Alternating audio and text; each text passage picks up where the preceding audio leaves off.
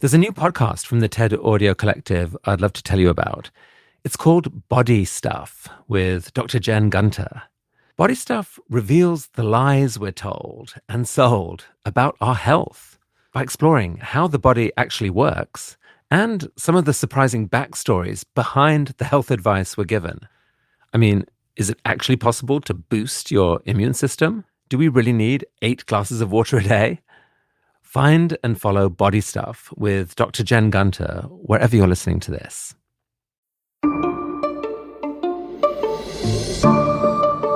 Hello, I'm Chris Anderson. Welcome to the TED Interview. A really surprising interview today. Many of us have spent the last few years bemoaning the state of social media and its propensity to cause division and outrage. But what if you could use it to do something really good, like really good? For example, tackling the coronavirus pandemic. Today's guest, Audrey Tang, has been working on exactly that. Audrey is a self-described conservative anarchist. In 2014, she was a software programmer dedicated to protesting the Taiwanese government as part of the Sunflower Movement. But by 2016, she had become the country's first digital minister in charge of social innovation. Her work has had powerful impact. As the coronavirus pandemic swept the globe early this year, Taiwan managed to bring infections within its borders to an impressively quick end. Today, Audrey explains how social media played a crucial role in that effort. I mean, imagine that. Instead of spreading poison, social media can actually be harnessed to create a form of crowd wisdom to combat the harmful misinformation that spreads online and to hold both governments and private companies accountable to the public good. This interview was recorded live at the TED 2020 conference, which is happening virtually throughout June and early July. The conversation is hosted by TED Science Curator David Biello and Current Affairs Curator Whitney Pennington-Rogers. Here's David. Thank you. Please give a warm TED welcome to the conservative anarchist, Audrey Tang. Very happy to be joining you, and good local time, everyone. So, tell us about digital tools and COVID. Yeah, I'm really happy to share with you how Taiwan successfully countered the COVID using the power of digital democracy tools. And as we know, democracy improves as more people participate. And digital technology remains one of the best ways to improve participation, as long as the focus is on finding common ground, that is to say, pro-social media instead of anti-social media. And there's 3 key ideas that I would like to share today about digital democracy that is fast, fair, and fun. First, about the fast part. Whereas many jurisdictions began countering coronavirus only this year, Taiwan started last year. Last December, when Dr. Li Wenliang, the PRC whistleblower, posted that there are new SARS cases, he got inquiries and eventually punishments from PRC police institutions. But at the same time, the Taiwan equivalent of Reddit, the PTT board, has someone called No More Pipe, reposting Dr. Li Wenliang's whistleblowing. And our medical officers immediately noticed this post and issued an order that says all passengers flying in from Wuhan to Taiwan need to start health inspection the very next day, which is the first day of January. And this says to me 2 things. First, the civil society trusts the government enough to talk about possible new SARS outbreaks in the public forum, and the government trusts citizens enough to take it seriously and treat it as if SARS has happened again, something we've always been preparing since 2003. And because of this open civil society, according to the Civicus Monitor after the Sunflower Occupy, Taiwan is now the most open society in the whole of Asia.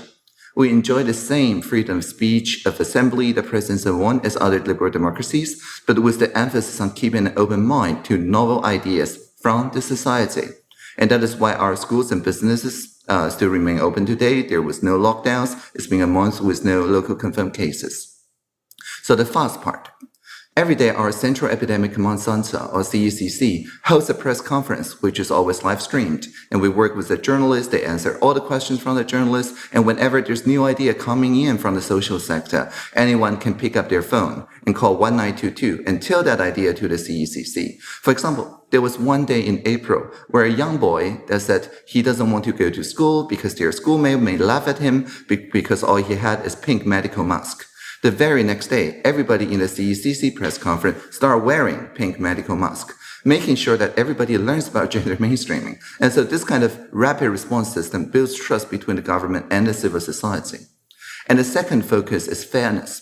For example, when we ramped up the facial mask production, making sure everybody can use their national health insurance card to collect masks from nearby pharmacies, not only do we publish the stock level of masks of all pharmacies, 6,000 of them, we publish it every 30 seconds. That's why our civic hackers, our civil engineers in the digital space, built more than 100 tools that enable people to view a map, or people with blindness who talk to chatbots, voice assistants, all of them can get the same exclusive access to information about which pharmacists near them still have masks. And so people design a dashboard that lets everybody see our supply is indeed growing and whether there's over or under supply, so that we co-design this distribution system with the pharmacies, with the whole of society. So based on this analysis, we showed that it was a peak at 70%, and the remaining 20% of people who are often young, work very long hours. When they go off work, the pharmacists also went off work, and so we work with the convenience store so that everybody can collect their mask anytime, 24 hours a day. So we ensure fairness of all kinds based on the digital democracy's feedback. And finally, I would like to acknowledge that this is a very stressful time. People feel anxious, outraged. There's a lot of panic buying, a lot of conspiracy theories in all economies. And in Taiwan, our counter disinformation strategy is very simple. It's called humor over rumor. So when there was a panic buying of tissue papers, for example, there was a rumor that says, oh, we're ramping up mask production. It's the same material as tissue papers, and so it will run out of tissue paper soon. And our premier showed a very mimetic picture in very large print. He shows his bottom, wiggling it a little bit, and then the large print says, each of us only have one pair of buttocks. And of course, the serious table that shows that tissue papers came from South American materials and medical masks come from domestic materials, and there's no way that ramping up production of one will hurt the production of the other. And so that went absolutely viral. And because of that, the panic buying died down in a day or two. And finally, we found out the person who spread the rumor at the first place was a tissue paper reseller. And this is not just a single shot point in the social media. Every single day, the daily press conference gets translated by the spokesdog of the Ministry of Health and Welfare that translated a lot of things. For example, our physical distancing is phrased as saying, if you're outdoor, you need to keep 2 doge away. If you're indoor, 3 doge away, and so on, and hand sanitation rules, and so on. So because all this go viral, we make sure that the factual humor spreads faster than rumor, and they serve as a vaccine, as inoculation, so that when people see the conspiracy theories, the R0 value of that will be below 1, meaning that those ideas will not spread. I love this humor versus rumor. The problem here in the US, perhaps, is that the rumors seem to travel faster than any response, whether humorous or not. How do you defeat that aspect in Taiwan? Yeah, we found that, of course, humor implicitly means that it's a sublimation of upsetness, of outrage. And so, as you see, for example, in our premier's example, he makes fun of himself. He doesn't make a joke at expense of other people. And this was the key. Because people think it hilarious, they share it, but with no malicious or toxic intentions. People remember the actual payload, that table about materials used to produce masks, much more easily. If they make a joke that excludes parts of the society, of course, that part of society will feel outraged, and we will end up creating more divisiveness rather than pro-social behavior. So the humor that at no expense of not excluding any part of society, I think that was the key.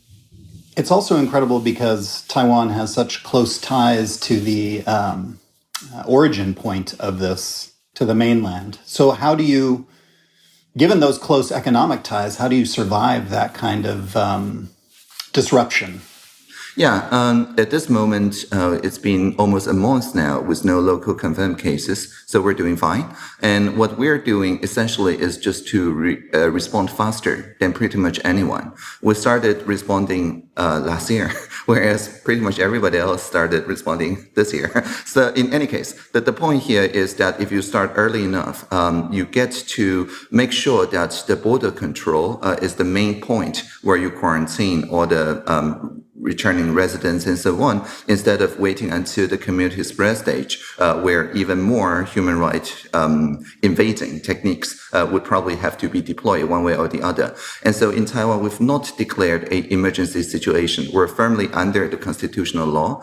Because of that, every measure the administration is taking is also applicable in non-coronavirus times. And this forces us to innovate, much as the idea of we're an open liberal democracy prevented us from doing takedowns.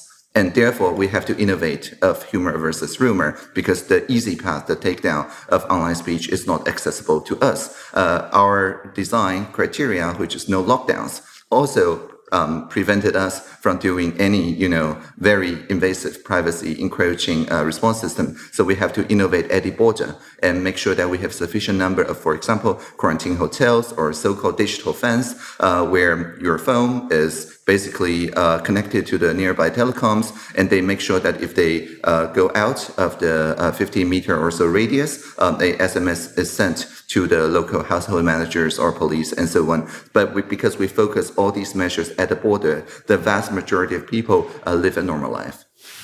Let's talk about that a little bit. So walk me through the digital tools and how they were applied to COVID. Yes. So there's three parts that I just outlined. The first one is the collective intelligence system. Through online spaces that we designed to be devoid of reply buttons, because we see that when there is reply buttons, people focus on each other's face part, not the book part. And without reply buttons, you can get collective intelligence working out their rough consensus of where the direction is going with the response strategies. So we use a lot of new technologies such as Polis, which is essentially a forum that lets you upvote and downvote on each other's feelings, but with a real-time clustering, talking about how to protect the most vulnerable people, how to make a smooth transition, how to make a fair distribution, supplies, and so on. And people are free to voice their ideas and upvote and downvote each other's ideas. But the trick is that we show people the main divisive points and the main consensual points, and we respond only to the ideas that can convince all the different opinion groups. So people are encouraged to post more eclectic, more nuanced ideas, and they discover at the end of this consultation that everybody actually agree with most of things, with most of their neighbors on most of the issues. And that is what we call the social mandate, or the democratic mandate, that then informs our development of the counter-coronavirus strategy and helping the world with such tools. And so this is the first part, it's called listening at scale for rough consensus. The second part I already covered is the distributed ledger, where everybody can go to a nearby pharmacy, present their NHI card, buy 9 masks or 10 if they're a child, and see the stock level of that pharmacy on their phone actually decreasing by 9 or 10 in a couple of minutes. And if they grow by 9 or 10, of course, you call the 1922 and report something fishy is going on. But this is participatory accountability. This is published every 30 seconds. So everybody held each other accountable, and that massively increased trust. And finally, the third one, the humor versus rumor. I think the important thing to see here is that whenever there's a trending disinformation or conspiracy theory, you respond to it with a humorous package within 2 hours. We have discovered if we respond within 2 hours, then more people see the vaccination than the conspiracy theory. But if you respond 4 hours or a day afterwards, then that's a lost cause. You can't really counter that using humor anymore. You have to invite the person who spread those messages into co-creation workshops. But we're okay with that too. Your speed is incredible. I see Whitney has joined us with some questions. That's right. We have a few coming in already from the audience. And we'll start with how long has the humor versus rumor strategy been implemented? And were comedians consulted to make the humor? Yes, definitely. Comedians are our most cherished colleagues, and each and every ministry have a team, what we call participation officers, in charge of engaging with trending topics. And it's a more than 100 people strong team now. It's been like that since late 2016, but it's not until about a year and a half ago do the professional comedians get to the team. Previously, this is more about inviting the people who post, quotes like, our tax filing system is explosively hostile. And previously, the participation officers just invite those people. Everybody who complain about the tax filing experience gets invited to co-creation of the tax filing experience. So previously was that. And we have another question here. What would you rank the level of trust your community had before the pandemic in order for the government to have a chance at properly controlling this crisis?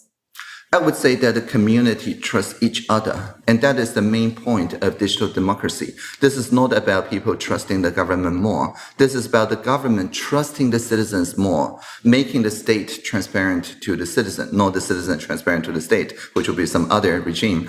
So making the state transparent to the citizens doesn't always elicit more trust, because you may see something wrong, something missing, something explosively hostile to its user experience, and so on, of the state. So it doesn't necessarily lead to more trust from the citizen to the government, but it always leads to more trust between the social sector stakeholders. So I would say the level of trust between the people who are working on, for example, medical officers and people who are working with the pandemic responses, people who manufacture medical masks, and so on. All these people, the trust level between them is very high. Not necessarily they trust the government, but we don't need that for the successful response. If you ask a random person on the street, they will say, Taiwan is performing so well because of the people. When they tell us to wear the mask, we wear the mask. When they tell us not to wear a mask, like if you are keeping physical distance, we wear a mask anyway. And so because of that, I think it's the social sector trust between those different stakeholders that's the key to the response. Well, clearly, part of that trust in government was maybe not there in 2014 during the Sunflower Movement. So talk to me about that and how that led to this kind of digital transformation. Indeed, before March 2014, if you ask a random person on the street in Taiwan, like whether it's possible for a minister, that's me, to have their office in a park, literally a park. Anyone can walk in and talk to me for 40 minutes at a time. I'm currently in that park, the Social Innovation Lab. They would say that this is crazy, right? No public officials work like that. But that was because at March 18, 2014, hundreds of young activists, most of them college students, occupied the legislature to express their profound opposition to a trade pact with Beijing under consideration and the secretive manner in which it was pushed through the parliament by Kuomintang, the ruling party at the time. And so the protesters demanded very simply that the pact to be scrapped and the government institute a more transparent ratification process. And that drew widespread public support. It ended a little more than 3 weeks later, after the government promised and agreed on the 4 demands of legislative oversight. A poll released after the occupation showed that more than 75% remained dissatisfied with the ruling government, illustrating the crisis of trust that was caused by a trade deal dispute. And to heal this rift and communicate better with everyday citizens, the administration reached out to the people who supported the occupiers, for example, the GovZero community, G0V, which has been seeking to improve government transparency through the creation of open source tools. And so Jacqueline Tsai, government minister at the time, attended our hackathon and proposed the establishment of novel platforms with online community to exchange policy ideas. And an experiment was born called the vTaiwan that pioneered the use of tools such as Polis, and it proved to be very successful. They solved the Uber problem, for example, and by now you can call Uber. I just called it Uber this week, but in any case, they are operating as taxis. They set up a local taxi company called Q Taxi, and that was because on the platform, people cared about insurance, they care about registration, they care about all the sort of protection of the passengers and so on. So we changed the taxi regulations, and now Uber is just another taxi company along with the other co-ops. So you're actually, in a way, crowdsourcing laws that then become laws. Mm-hmm.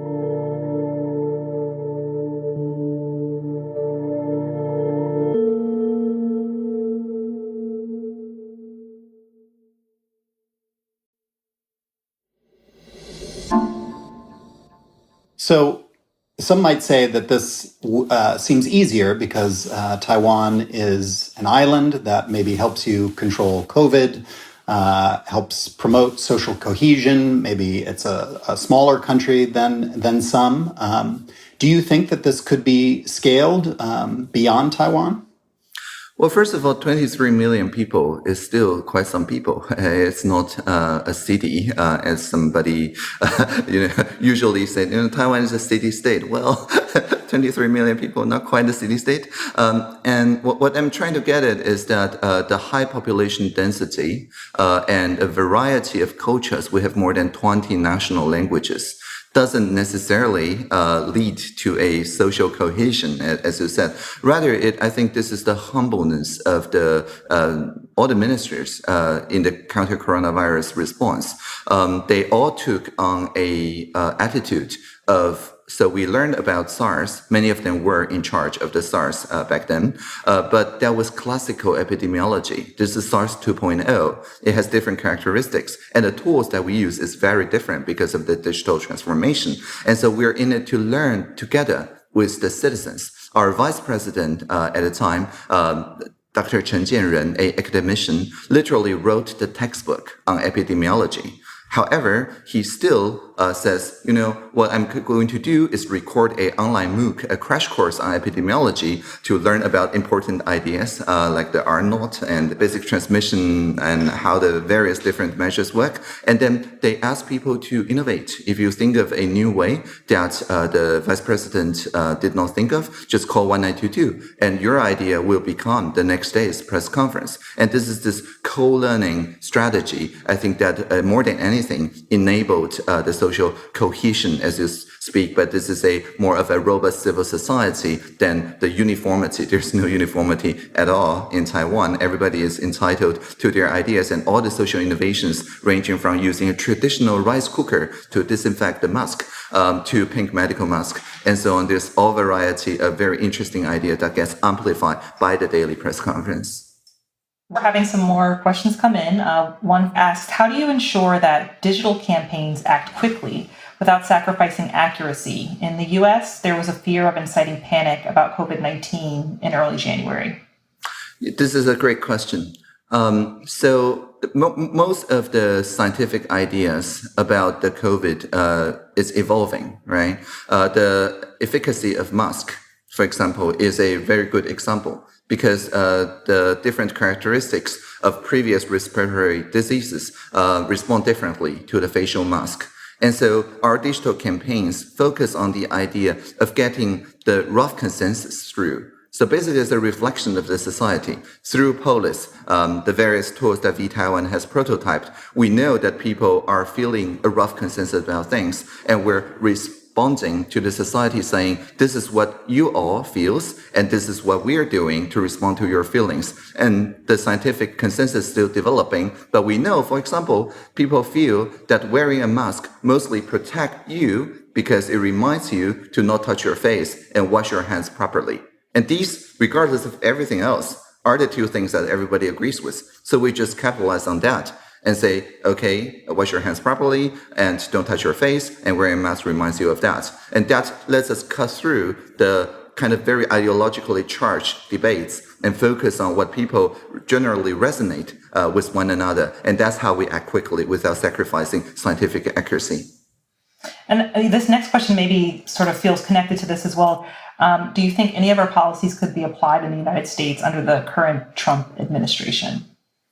Quite a few, actually. We work with many states in the US and abroad on what we call epicenter to epicenter diplomacy.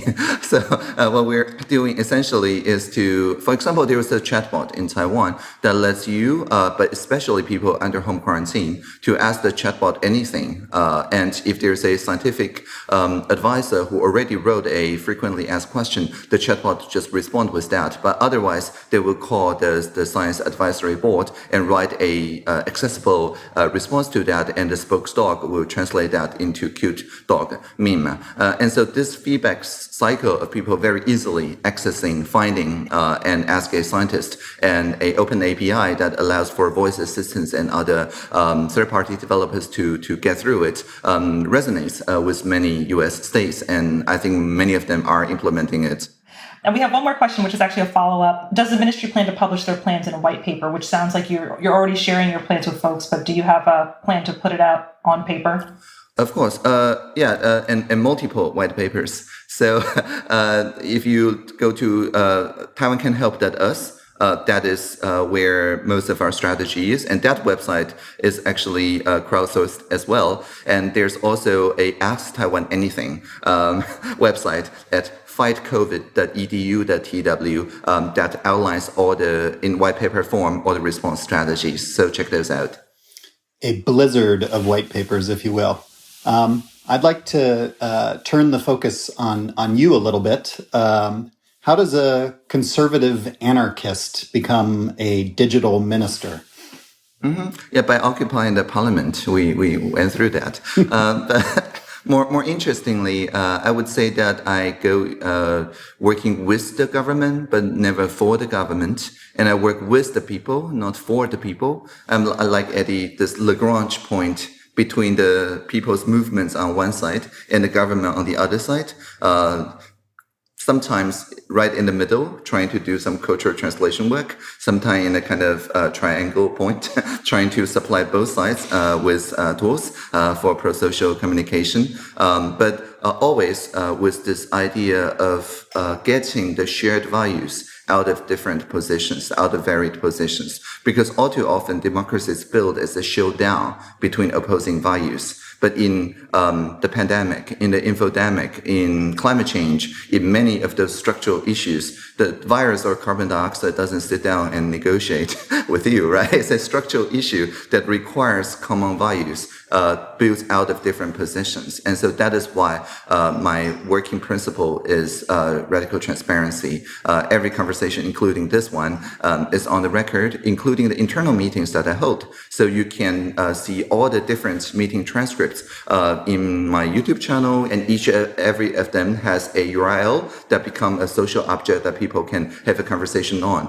And because of that, for example, when Uber's David Plouffe visited me to lobby for Uber, because of radical transparency, he is very much aware of that. And so he make all the arguments based on public good, based on sustainability and things like that, because he know that the other sides will see his positions very clearly and transparently. And so that encourages people to add on each other's argument instead of attacking each other's credits and things like that. And so I think that more than anything is the main principle of conserving the anarchism of the internet, which is about, nobody can force anyone to hook to the internet or to adhere to a new internet protocol. Everything has to be done using rough consensus and running code. I wish you had more counterparts all around the world. So one of the challenges that might arise with some of these digital tools is access. How do you approach that part of it for folks maybe who don't have the best broadband connection or the latest mobile phone or whatever it might be that's required? Well, anywhere in Taiwan, even on the top of Taiwan, almost 4,000 meters high, the Savian or the Jade Mountain, you're guaranteed to have 10 megabits per second over 4G or fiber or cable with just $16 a month unlimited plan. Actually, on the top of the mountain, it's faster. Fewer people use that bandwidth. And if you don't, it's my fault. It's personally my fault. In Taiwan, we have broadband as a human right. And so when we're deploying 5G, we're looking at places where the 4G has the weakest signal. And we begin with those places in our 5G deployment. And only by deploying broadband as a human right can we say that this is for everybody, that digital democracy actually strengthens democracy. Otherwise, we will be excluding parts of the society. And this also applies to, for example, you can go to a local digital opportunity center to rent a tablet that's guaranteed to be manufactured in the past 3 years, and things like that, to enable all sorts of different digital access by the digital opportunity centers, universities, and schools, and public libraries. Very important. And if people who prefer to talk in their town hall, I personally go to that town hall and with a 360 recorder and live stream that to Taipei and to other municipalities where the central government's public servants can join in a connected room style, but listening to the local people who set the agenda. So people still do face-to-face meetings. We're not doing this to replace face-to-face meetings. We're bringing more stakeholders from central government in the local town halls, and we're amplifying their voices by making sure the transcripts, the mind maps, and things like that are spread through the internet in real time. But we don't ever ask the elderly to say, oh, you have to learn typing, otherwise you don't do democracy. It's not our style. But that requires broadband, because if you don't have broadband, but only a very limited bandwidth, you're forced to use text-based communication. Well, with access, of course, comes access for folks who maybe will misuse the platform. You talked a little bit about disinformation and using humor to beat rumor, but sometimes disinformation is more weaponized. How do you combat those kinds of attacks, really? Right. So you mean malinformation then? Yeah. So essentially information designed to cause intentional public harm. That's right. And that's no laughing matter. So for that, we have an idea called notice and public notice. So this is a Reuters photo, and I will read the original caption. The original caption says, "A teenage extradition bill protester in Hong Kong is seen during a march to demand democracy and political reform in Hong Kong." Okay, a very neutral title by the Reuters. But there was a spreading of a malinformation back last November, just leading to our presidential election, that shows something else entirely. That says the same photo, but says this 13-year-old thug bought new iPhones, game console, and brand name sport shoes, and recruiting his brothers to murder police and collect $200,000. And this, of course, is a weapon designed to sow discord and to elicit in Taiwan's voters a kind of distaste for Hong Kong, and because they know that this is the main issue. And had we resort to takedowns, that will not work, because that will only evoke more outrage. So we didn't do a takedown. Instead, we work with the fact checkers and professional journalists to attribute this original message back to the first day that it was posted. And it came from 中央政法委长安监, that is a main political and legal unit in the Central Communist Party in CCP. And we know that it's their Weibo account that first did this new caption. So we send out a public notice, and with the partnering social media companies, pretty much all of them, they just put this very small reminder next to each time that this is shared with the wrong caption that says this actually came from the central propaganda unit of the CCP. Click here to learn more, to learn about the whole story. And that, we found, that has worked, because people understand this is then not a news material. This is rather an appropriation of Reuters news material and a copyright infringement at that. In any case, the point is that when people understand that this is an intentional narrative, they won't just randomly share it. They may share it, but with a comment that says, oh, this is what the 中央政法委 is trying to do to our democracy. Seems like some of the global social media companies could learn something from notice and public notice. What advice would you have for the Twitters and Facebooks and Lines and WhatsApps and you name it of the world? So just before our election, we said to all of them that we're not making a law to kind of punish them. However, we're sharing this very simple fact that this is a norm in Taiwan, that we even have a separate branch of the government, the control branch, that publish the campaign donation and expense. And it just so occurred to us that in the previous election, the mayoral one, there's a lot of candidates that did not include any social media advertisement in their expense. And so essentially that means that there is a separate amount of political donation and expense that evades public scrutiny. So I said, look, this is very simple. This is a social norm here. I don't really care about other jurisdictions. You either adhere to the social norm that is set by the Control Yuan and the investigative journalist, or maybe you will face social sanction. And this is not the government mandate, but it's the people fed up with, black box. And so Facebook actually published in the ads library, I think at that time, one of the fastest and response strategy where everybody who basically have any dark pattern advertisement will get revealed very quickly, and the investigative journalists work with the local civic technologist to make sure that if anybody dare to use social media in such a divisive way, within an hour, there will be a report out condemning that. So nobody tried that during the previous presidential election season. And Google and Twitter simply said, okay, we'll just refrain from running political advertisement during your election if that's your social norm. So change is possible. Mm-hmm. Hey there, we have some more questions from the community about your reopening strategy. How are you enabling restaurants and retailers to open safely in Taiwan? Well, they never closed. Oh. Okay. So, yeah, they never closed. There was no lockdown. There was no closure. We just said a very simple thing in the CECC press conference, that there's going to be physical distancing. You maintain 1.5 meters indoors or wear a mask, and that's it. And so there's some restaurants that put up, I guess, red curtains. Some put very cute teddy bears and so on the chairs to make sure that people spread evenly. Some installed glass or plastic walls between the seats. There's various social innovations happening around.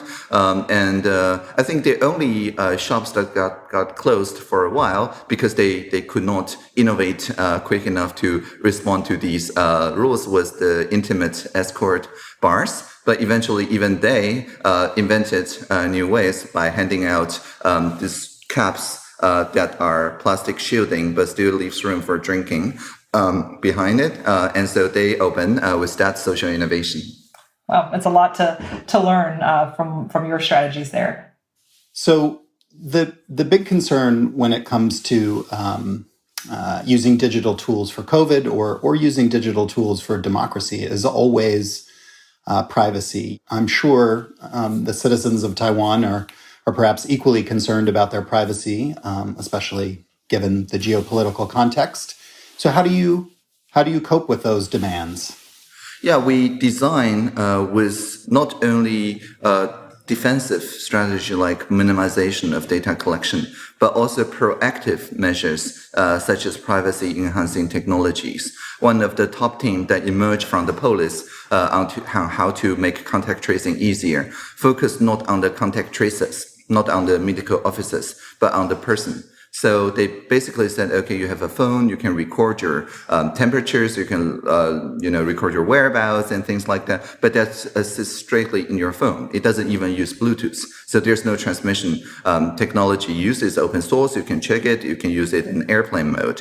And when the contact tracer eventually tell you that you're part of the high-risk group and they really want your contact history, this tool can then generate a single-use URL that only contains the precise information anonymized that the contact tracers want. But it will not, like in a traditional interview, let you, they ask a question, only want to know your whereabouts, but you answer with such accuracy that you end up compromising other people's privacy. So basically, this is about designing with an aim to enhance other people's privacy, because personal data is never truly personal. It's always social. It's always intersectional. If I take a selfie at a party, I inadvertently also take pretty much everybody else's who are in the picture, the surroundings, the ambience, and so on. And if I upload it to a cloud service, then I actually decimate the bargaining power, the negotiation power of everybody around me, because then their data is part of the cloud and the cloud doesn't have to compensate them or get their agreement for it. And so only by designing the tools with a privacy enhancing as a positive value and not enhancing only the person's own privacy, just like medical mask, it protects you, but mostly it also protects others, right? So if we design tools using that idea and always open source and with an open API, then we're in a much better shape than in a centralized or so-called cloud-based services. Well, you're clearly living in the future, but tell me, what do you see in the future? What comes next? So I see the coronavirus as a great amplifier. If you start with an authoritarian society, the coronavirus with all its lockdowns and so on have the potential of making it even a more totalitarian society. If people place their trust, however, on the social sector, on the ingenuity of social innovators, then the pandemic, as in Taiwan, actually strengthened our democracy so that people feel truly that everybody can think of something that improves the welfare of not just Taiwan, but pretty much everybody else in the world. And so my point here is that the great amplifier comes no matter you want it or not, but the society, what they can do is what Taiwan did after SARS. In 2003, we had to shut down an entire hospital, barricading it with no definite termination date. It was very traumatic. Everybody above the age of 30 remembers how traumatic it was. The municipalities and the central government was saying very different things. And that is why after SARS, the Constitutional Court charged the legislature to set up the system as you see today. And also that is why when people responding to that crisis back in 2003 built this very robust response system that there's yearly drills. So just as the Sunflower Occupy, because of the crisis in trust, let us build new tools that puts trust first. I think the coronavirus is a chance for everybody who have survived through the first wave to settle on a new set of norms that will reinforce your founding values instead of taking on alien values in the name of survival. Let's hope so, and let's hope the rest of the world is as prepared as Taiwan the next time around. When it comes to digital democracy, though, and digital citizenship, where do you see that going, both in Taiwan and maybe in the rest of the world? Well, I have my job description here, which I will read to you. It's literally my job description and the answer to that question. And so here goes. When we see the Internet of Things, let's make it the Internet of Beings. When we see virtual reality, let's make it a shared reality. When we see machine learning, let's make it collaborative learning. When we see user experience, let's make it about human experience. And whenever we hear the singularity is near, let us always remember the plurality is here. Thank you for listening. Wow. So I struggle to imagine a adoption of these techniques in the U.S., and that may be my pessimism weighing in. But what words of hope do you have for the U.S. as we cope with COVID? Well, as I mentioned, during SARS in Taiwan, nobody imagined we could have a CECC and acute spokesdog. Before the Sunflower Movement, during the large protest with, I think, 500,000 people on the street and many more, nobody thought that we could have a collective intelligence system that puts open government data as a way to rebuild citizen participation. And so never lose hope. As my favorite singer, Leonard Cohen, poet, also is fond to say, ring the bells that still can ring and forget any perfect offering. There's a crack in everything, and that is how the light gets in.